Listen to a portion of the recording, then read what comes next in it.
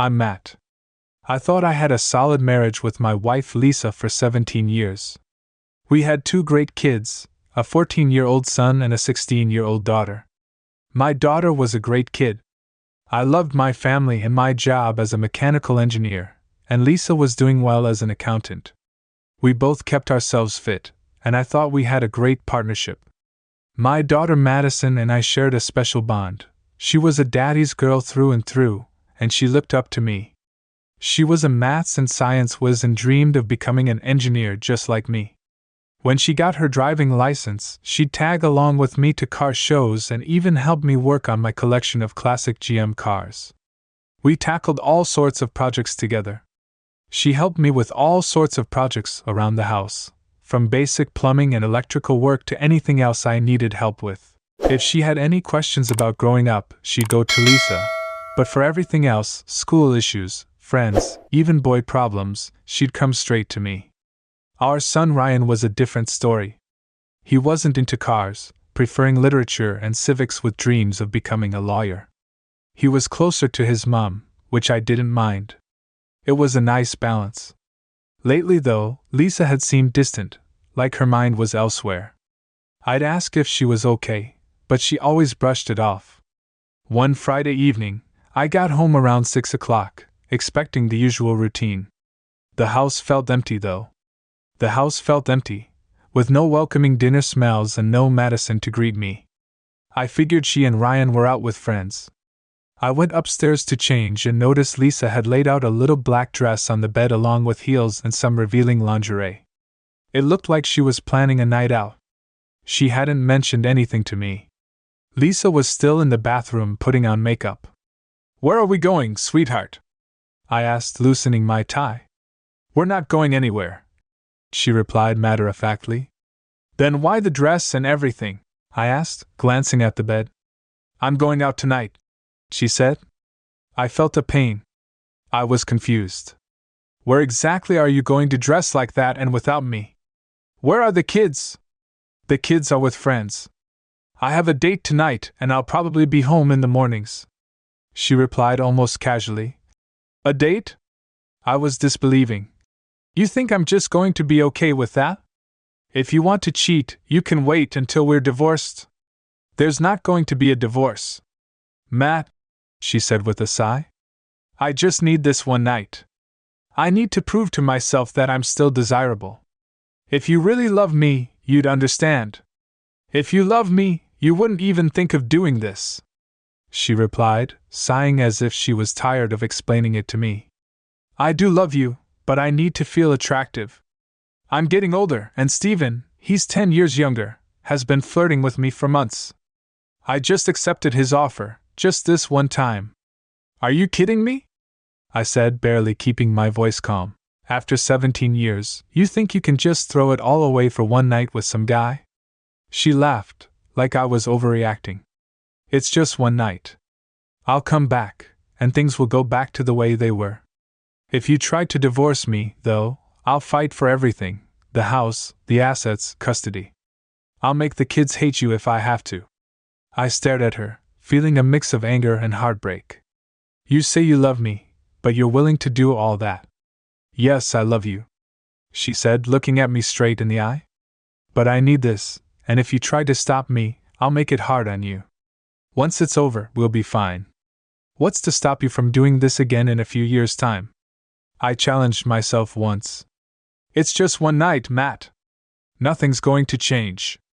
I might even learn something to make our love life better. If you walk out that door, we're done. Think about what you're risking." I made one last attempt to stop her from being dramatic. She glanced in the mirror, grabbed her clutch, and headed downstairs. I heard a car horn outside without looking back. She walked towards the door one last time. "Lisa," I said, my voice thick with emotion. "If you walk out, that's it." She turned. She gave me a pitying smile and said, "Nothing's ending. I'll be back in the morning, and we'll be fine with that." She stepped outside, leaving me standing there stunned as the door closed. I felt the life we'd built slipping away. I collapsed onto the couch, overwhelmed by emotion. We'd been together for so long. 20 years, if you count the engagement and the years of dating. I'd never seen this coming. We had a decent love life, no major fights, and I always thought we resolved our issues after some time. It hit me that she wasn't coming back that night, so I decided to move forward, knowing things would never be. Our house was big enough for bedrooms, with a master bedroom, Madison's room, Ryan's room, and a guest room with its own bathroom. I moved into what would now be my temporary bedroom. It took me a couple of hours to gather my things and move out of what used to be our shared bedroom, given that we lived in a no-fault divorce state. I already knew that this situation wasn't going to be in my favor. The divorce laws here are stacked against men. They tend to give the house, the kids, and child support to the wife, leaving the husband with the bills. After setting up my new room, I went to my home office to start managing our finances. I had a personal account that I used for buying Lisa gifts, so I transferred half of our joint checking and savings into it. I also paid off and canceled on Monday. I applied for new credit cards and plan to redirect my direct deposits to this account. I'll look into splitting up our investments that night. I had a glass of Jameson, but sleep didn't come easily. The bed felt empty, and my mind kept racing with regrets and what-ifs. Should I have done something to stop her? Should I have tracked down that guy and confronted him? After a restless night, I got up, showered, threw on jeans and a t-shirt, and went to work. I had breakfast alone at around 9. At 6 a.m., Lisa came back to the house as if nothing had happened. "Good morning, honey, I'm home, just like I said I would," she said cheerfully.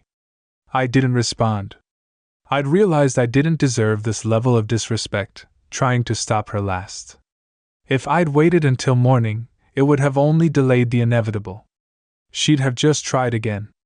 My love for her was quickly morphing into something darker, fueled by her dismissiveness, her threats, and her condescension.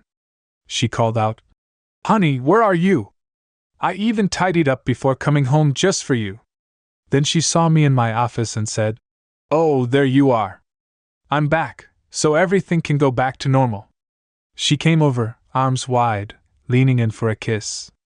I pushed her back and said, "Keep your lips off me. I don't know what they've been touching or where they've been." Her eyes went wide with shock. I'd never spoken to her like that before. She could say a word, but I continued. "You need to get a full STD test and show me a notarized clean report before you even think of touching me again. As for intimacy, I wouldn't go near you even with a 10-year-old. Her shock shifted to anger. "It seems you're still nursing that bruised ego. I'm going to our room for a nap. I had a long night. Hopefully you'll be over this attitude by the time I wake up, and we can talk like adults." She spun on her heel and stormed off. I smirked, knowing she'd be back soon. Not 5 minutes later, I heard her stomping back down the hall. "What the hell? Did you do that?" she shrieked. "Where are your clothes? Your toiletries? What's going on?" I replied calmly, "I'm not sure what you mean.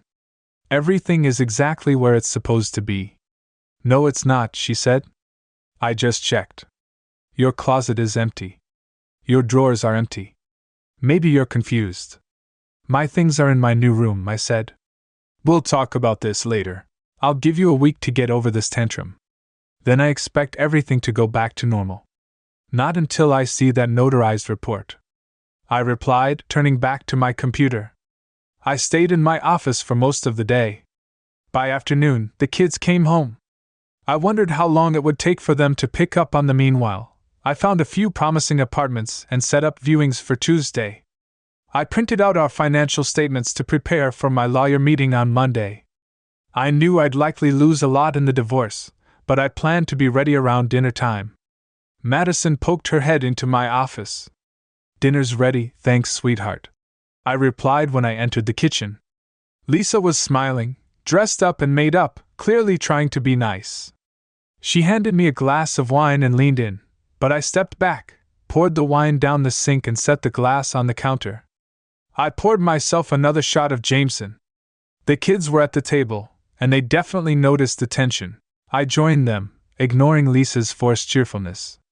The mood at dinner was tense. I tried to keep the conversation light for the kids, but there was no ignoring the tension in the air. I didn't touch my plate, though. Lisa had cooked all my favorite dishes. I just sipped my drink and chatted with Madison and Ryan. "Dad, aren't you going to eat?" Ryan asked. "Nope, not hungry," I replied. After that awkward meal, I refilled my drink. I went back to my office without helping to clear the table. Half an hour later, I turned off my computer, got my keys, and drove to a quiet restaurant for dinner. I even stopped by a bar afterwards for a couple of drinks. I didn't get home until late.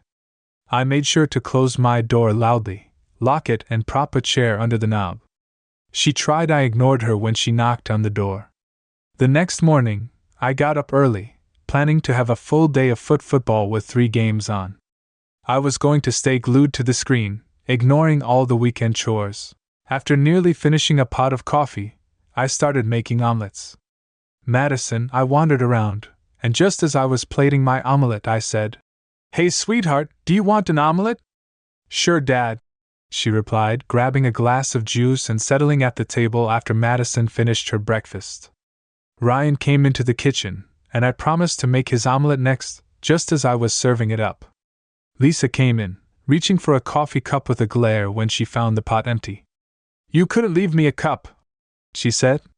"You know how to make it," I replied. "So you're making omelets," she said. "Finished? Feel free to make yourself one," I said, sliding Ryan's omelet onto his plate.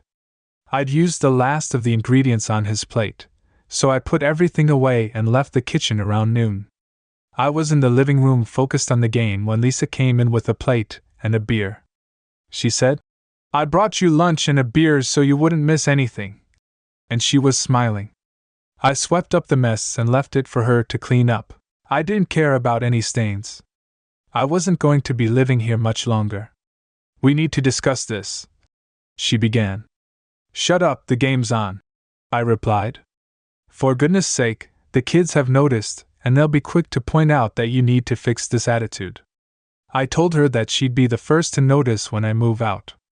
She was adamant that she wasn't moving out and that there would be no divorce. Madison asked, "What's going on with you and Mom?" "You might as well know that your mother and I are getting a divorce." I explained that this has nothing to do with you. "We both love you, but this is between us." Ryan asked, "Why?" He seemed confused because your mother did something I can't accept, even when I told her how I felt. "I felt she wasn't sorry," I replied. Madison looked uncomfortable. "You mean her date on Friday night?" I was caught off guard. "You know about that?" "Yeah, Mom told us you weren't happy about it." "So you know she cheated on me?" "No, she didn't cheat," Madison said. "I told you it was only one night after 20 years. If you really loved her, you'd let her have that night and move on. The lack of understanding hurts.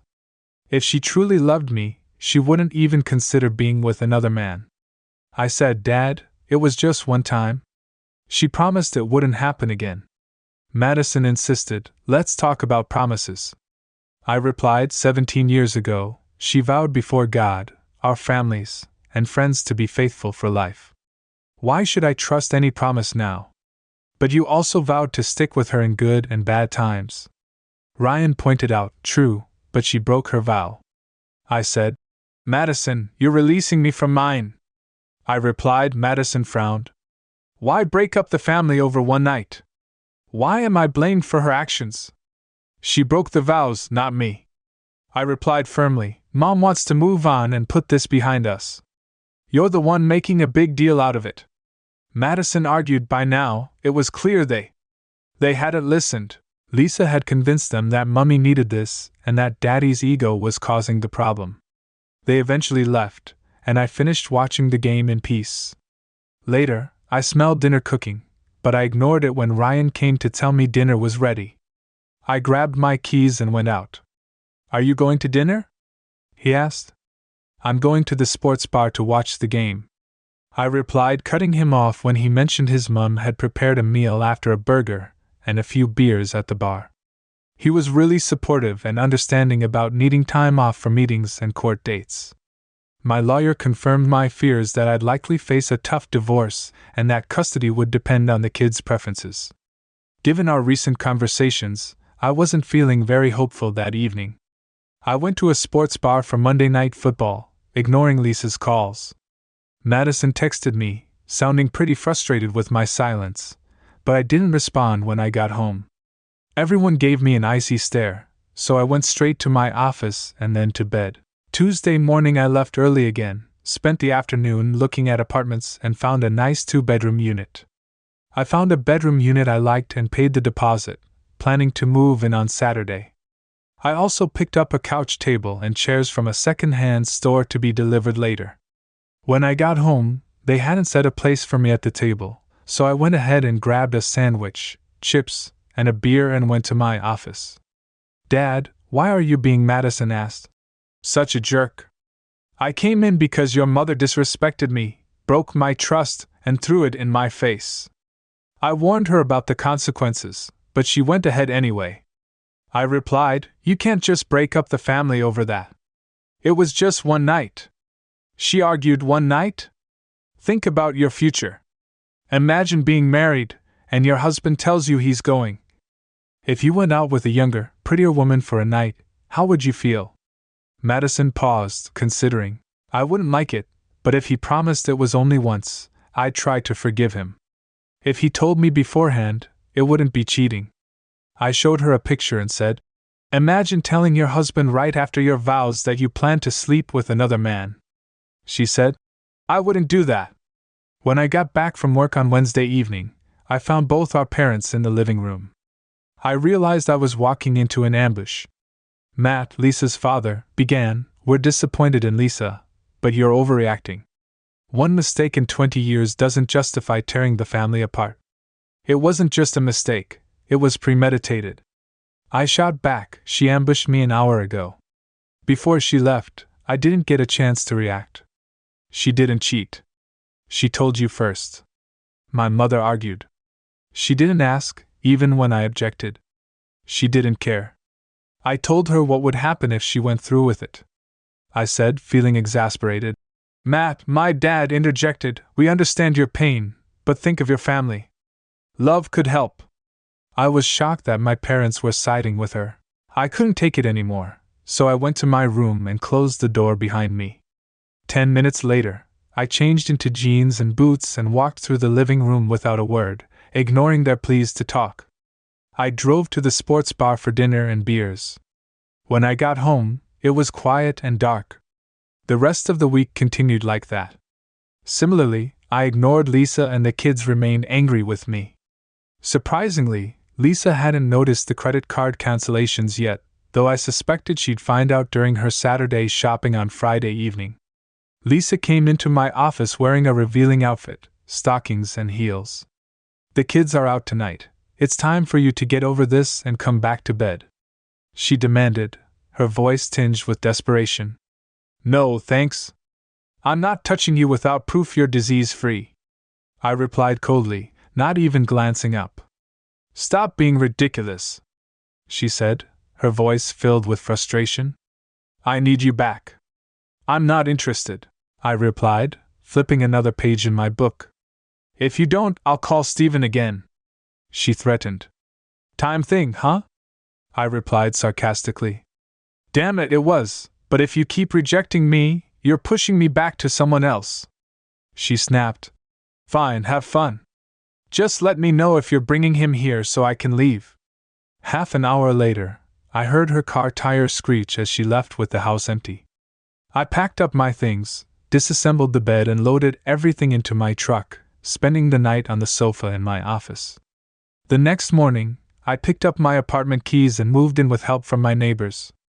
After that, I packed up my office furniture and my recliner with the help of a neighbor's son. That evening, Madison called Dad. She sounded worried. "I'm at home," I replied calmly. "No, you're not. Your office is empty, the spare bedroom is empty, and your recliner is gone. Plus, your truck is missing. Maybe I'll get another house," I said. "I'm sorry, God, Dad. You're being such a jerk about this. I thought you loved us." I told her I'd always be there for her, but not enough to stay. She replied, sounding hurt. I'm not abandoning you. You can visit any time, and I'll still take care of you and Ryan. I promised her I'd never leave, and I'd never break up the family. She said, her voice trembling with anger. No, your mother did that. Whatever she said, the divorce process was a nightmare. Lisa fought every step, demanding counseling and alimony. I won the argument that she should cover counseling costs, but it was clear the counselor disliked me after 12 sessions. Even the counselor gave up. Lisa contested everything in the divorce, even small things like my poster and bug light lamp, just to make things harder for me and interfere with my time with the kids. In the end, the judge granted the divorce and I had to pay half the mortgage child support of $2, plus, I had to pay $11,000 a month in spousal support. I also had to pay $2,000 a month in spousal support for 5 years, which would end if she remarried before the divorce was finalized. She moved in with Stephen, claiming half my paycheck each month. I cashed out some investments and bought a fixer-upper house, ready to start over after moving into my new home. I spent a lot of time and energy on repairs. My evenings and weekends were spent fixing it up, and visitation with the kids became a nightmare. Lisa made it difficult, and the kids either seemed too busy or were openly hostile. Eventually, they told me they didn't want to see me anymore. I decided to back off, as forcing the issue would have only bred resentment. I still sent them gifts and cards. I sent them letters and gifts for birthdays and Christmas, but they were always returned unopened. I knew my checks were being cashed, but I never received a word of acknowledgement, even when I informed them of their college funds. They responded dismissively, and I think Lisa had turned them against me to cope. I focused on my work in the house, saving. I decided to save money by skipping outings. One day, I called my mom to ask about Thanksgiving plans. Are you hosting this year? I asked. There was a brief pause before she replied, yes, but Lisa, her parents and the kids are coming, and she's bringing her new man. We thought it might be too uncomfortable for you, Mom. You're choosing my ex? I asked, feeling my frustration rise. We're just trying to keep a relationship with our grandchildren. This is on you, Matt. You should have done more to keep your family together. She said. Fine. How about Christmas Eve? We'll be at least on Christmas Day. Forget it. Consider me out of the loop. I ended the call, saying that I wasn't going to be there for Christmas. I watched Die Hard alone, ignoring my mom's calls and texts. The packages I'd sent to the kids came back unopened as usual. 5 years later, I received a wedding announcement. My ex-wife had married Stephen the weekend after my last spousal maintenance payment. Ryan turned 18, and so did my child support payments. I celebrated by having a few drinks. I felt like I had poured everything into that family, only to be discarded now that my obligations were over. I decided to move on as best I could, but one issue lingered. I was still responsible for half the mortgage, which would end when Ryan graduated. When Ryan graduated but my name was still on the deed, Lisa seemed to think the house was hers, but the divorce agreement had only granted her temporary residency until the kids finished high school. I was entitled to half the house's value. I reached out to my lawyer when we divorced and found out that the house was worth around $300,000. It's now worth about $500,000 with $450,000 in equity, up from $300,000 with $200,000 in equity. With only $50,000 left on the mortgage, I knew the value was substantial and I wanted my share. Besides, Lisa loved that house, so claiming half would be a sore point. It would also repay me for years of mortgage and maintenance contributions. A week later, Lisa called Matt. What the hell is going on? She asked. I'm just working on my house. She was surprised to hear from you. Why did a realtor show up with a listing? The contract she demanded because both our names are on the deed and she needs your signature for the sale. I'm not selling. I love this house. She yelled. When can I expect my check for half the equity I got the house in the divorce? No, you got to live there until Ryan graduated. Now we either sell it and split the proceeds or you can buy out my half. I'm not giving you $100.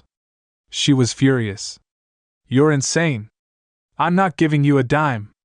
I laughed. 2 months later, a judge ruled in my favor. Lisa was ordered to pay court fees, my legal costs, and the buyout, which came to $275. Stephen ended up funding most of it, which would come back to haunt him. I used the money to complete the renovations on my house and build a shop with the extra funds. I bought a 1972 Chevy pickup in rough shape, mainly for the chassis. I stripped it down, cleaned it, and repainted it. The rear differential was in decent shape.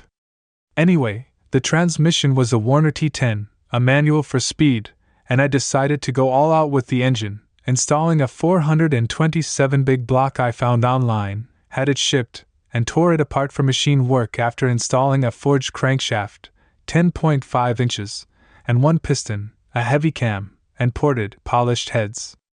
I added a blower, chrome valve covers, polished aluminum, and I fitted steel braided hoses, and my first test drive was pretty intense. I floored it on the freeway and the back tires lost traction instantly. Lesson learned. I applied the gas more carefully after that. A few weeks later, I entered a public car show for fun. I parked my 72 Chevy next to a 68 GTO owned by two redheads, a woman around my age and a teenager, presumably her daughter. There was no guy with them, and I noted. The older woman wasn't wearing a ring. "Good morning. I love your GTO." "Thanks. I like your truck too. This is my first time showing it. I'm Matt. This is Joss, and this is my daughter Jane. We've done a few shows before." We spent most of the day chatting with other car enthusiasts. I didn't win any awards, but I had a great time. Joss shared that she divorced. Her husband had been unfaithful and used the GTO as leverage to secure child support. Jane seemed like a friendly kid, openly expressing frustration with her dad's infidelity after the show. I invited them to dinner and they accepted, as I shared my story. Joss and Jane were sympathetic and surprised that my kids had blamed me for the divorce despite Lisa's actions. "I'm sorry, Matt, you seem like he was a nice guy who didn't deserve that." Joss said we exchanged numbers and Jane gave me a thumbs up and a wink, which I took to mean she approved. Joss and I went out again the following weekend for dinner and dancing, where she gave me a kiss on the cheek and Jane smiled and gave another thumbs up.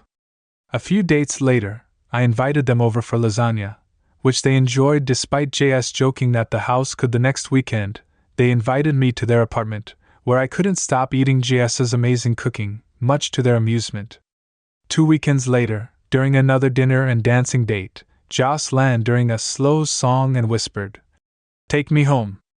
I pulled back, surprised, but she giggled and clarified, "To your home." Luckily, I had my regular truck that night, once we got back. We spent the night together, and I cooked her breakfast the next morning. A few months later I proposed, and she said yes. We had a simple courthouse wedding and Joss and Jane moved in with me. Jane even started calling me Daddy. Life felt full again, though it wasn't perfect.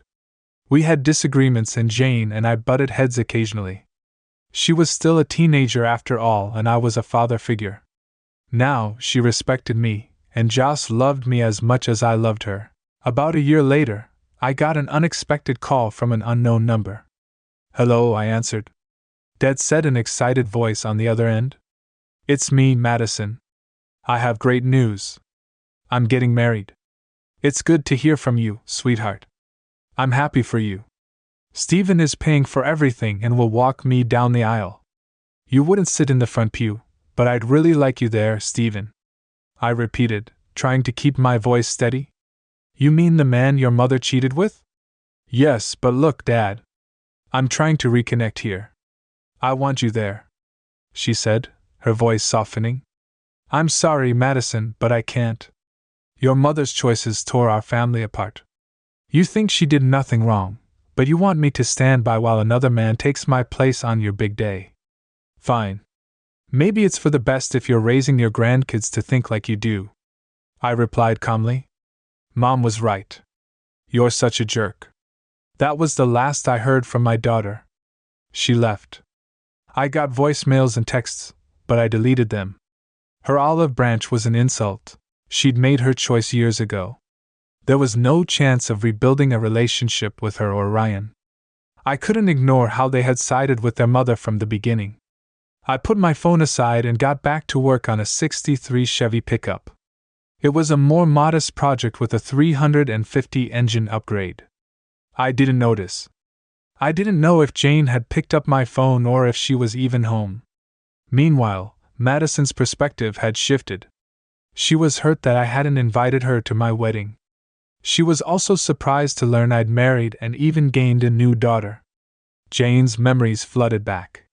She recalled wanting to live with me initially. However, she felt pressured by her mother's claims that she only needed one night to feel young. Once again, Jane's words had stung her and she felt torn, reflecting on how things might have been different back home. Madison confided in her mother and grandmothers, who were disheartened that I wouldn't attend the wedding. I thought Dad would have gotten over his stubbornness by now, she said, recalling her efforts to reconcile with him. However, her recent discovery that she had a stepsister came as a bigger surprise. I got another surprise when I found out that Dad had remarried and adopted a girl called Jane. She called me after Dad hung up and was really rude, even going as far as to thank my mom for letting him go so she could have a great dad. Her family was taken aback. Matt got married and we weren't invited.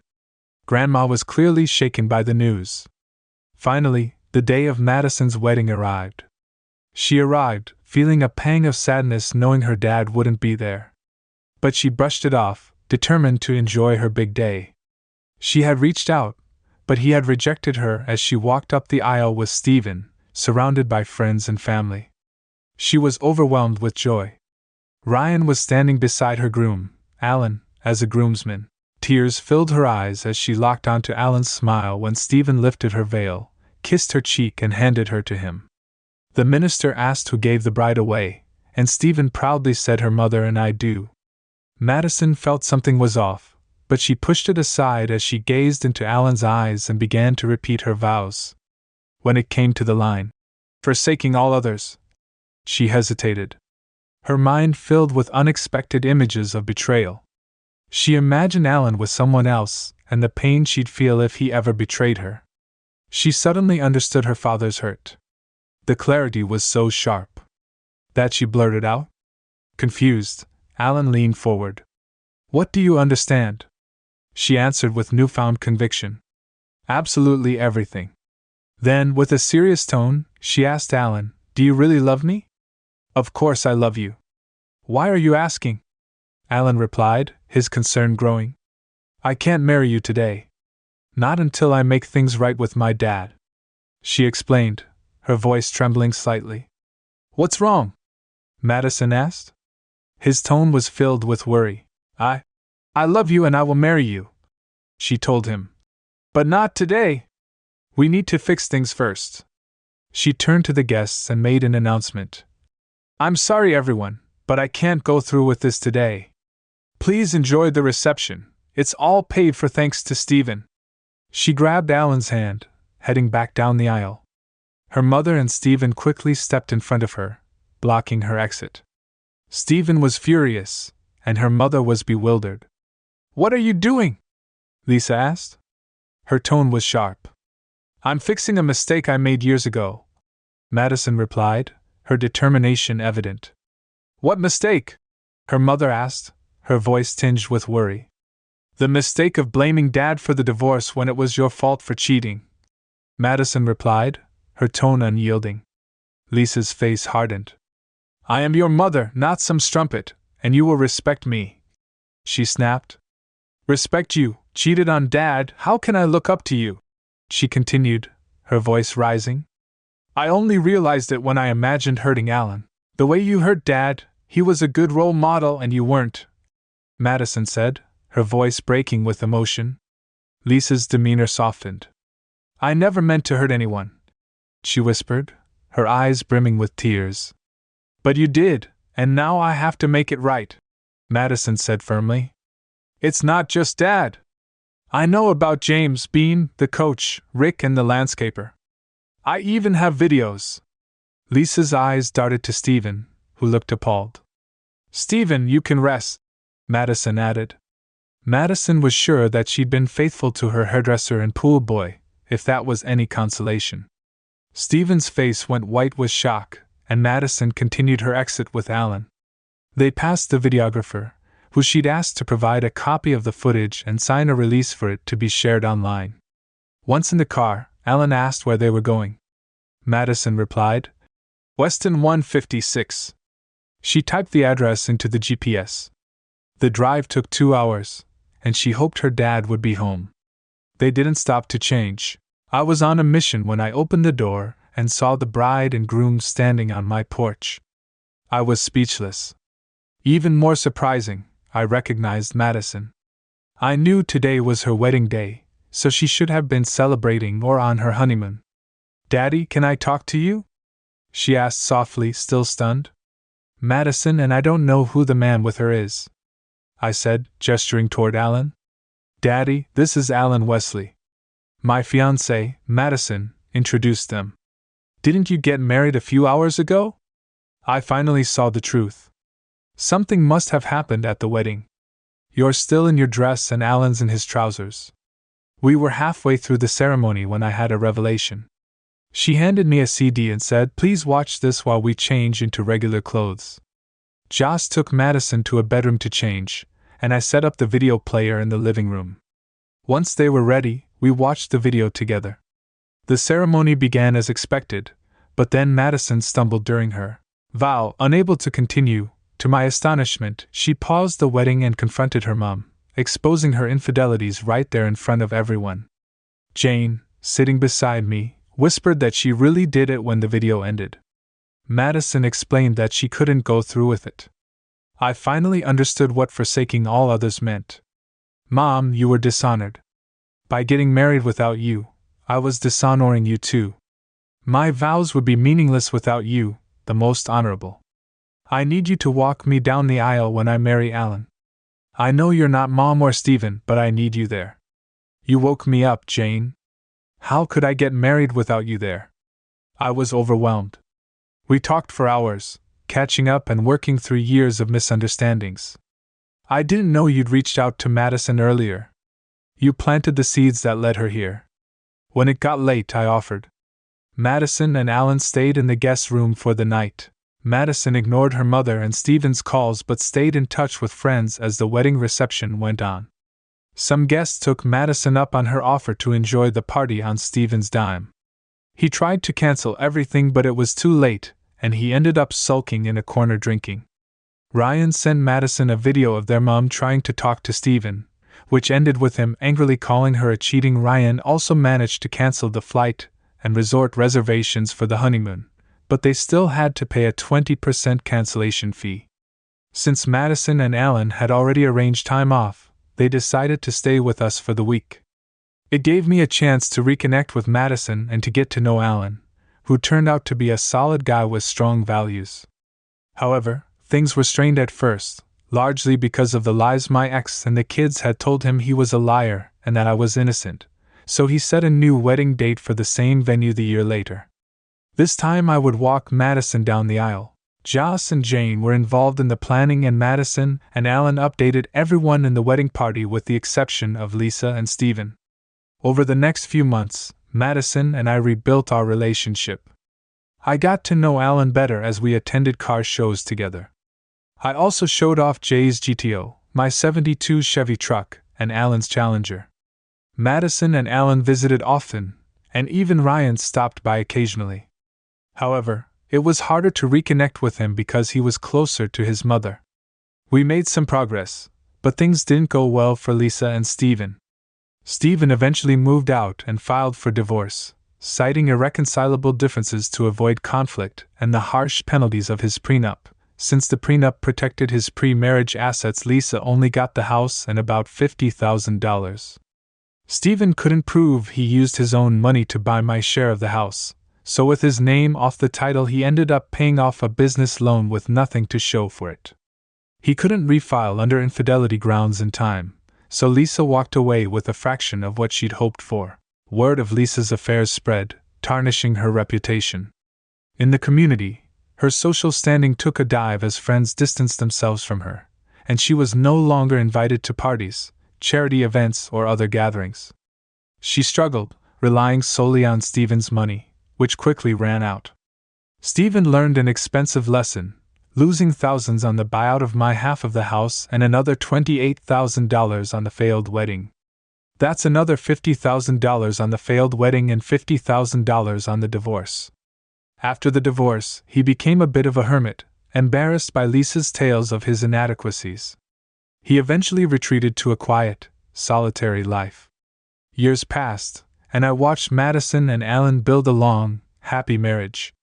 They had 3 wonderful kids, 2 boys and a girl, and lived a life rooted in honesty and love. Ryan eventually married a lovely girl, and they had daughters of their own, as far as I know. Neither of them ever cheated. Some thought I should have sought revenge on Lisa and Stephen, but there was nothing I could do without risking legal trouble or personal backlash. Instead, I focused on moving forward and building the best life I could. There's a saying, the best revenge is a life well lived. I lived and I took it to heart. Karma, as they say, took care of the rest. I felt a sense of peace seeing how life had settled. I had Joss, my daughter Jane, and now my other children back in my life. All of us surrounded by love and trust. I was finally at peace, surrounded by people who cherished me, leading a life I was proud of. Ready, Daddy? Jane asked. No father is ever truly ready to let go of his daughter. I was honored to do it for her as the music filled the church. I stepped forward with my left foot, proudly walking my daughter down the aisle. My wife sat in her place of honor in the front row, smiling brightly. I joined her there after fulfilling this last cherished duty. Don't worry, Daddy, Jane whispered as she squeezed my hand. I'm going through with this today, and I'm doing it right the first time.